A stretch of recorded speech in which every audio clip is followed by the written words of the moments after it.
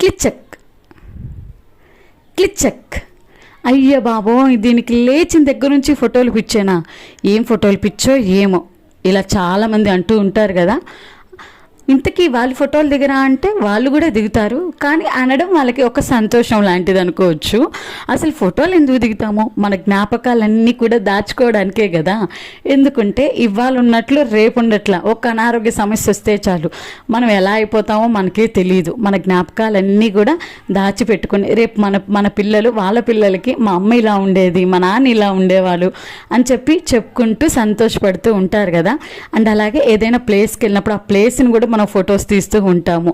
ఇలా జ్ఞాపకాలన్నీ దాచుకోవడం మంచిదే కదా. అండ్ అలాగే ఎదుటి వ్యక్తి ఆ ఫోటో చూసినప్పుడు అసభ్యకరంగా లేకుండా మంచిగా ఉన్న ఫోటో, ఏదైనా మంచిగా ఆ ఫోటోలు దిగటం మంచిదే కదా. అలాగే ఇప్పుడు ఫోటోలు తీసే వాళ్ళని ఎందుకు నీకు అంత పిచ్చి అనాల్సిన అవసరం అయితే లేదు. నీకు ఇష్టం లేదు కాబట్టి నువ్వు పక్కన వచ్చి నుంచో, అంతే కదా. ఇంతకీ మీరేమంటారు? లైక్ చేయండి.